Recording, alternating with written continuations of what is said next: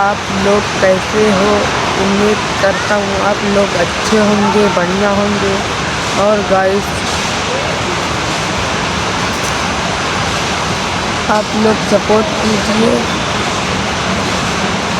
मेरा blog like कीजिए, comment कीजिए और बताना गाइस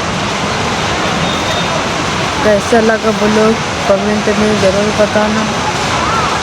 तो गाइस आया था मैं छत पर और छत का नज़ारा बैकग्राउंड बहुत अच्छा है और पीछे का बैकग्राउंड आप सभी को दिखाते हैं।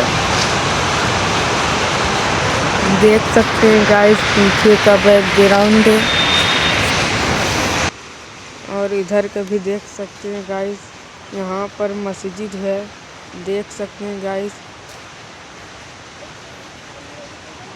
तो गाइस तब तक के लिए बाय बाय।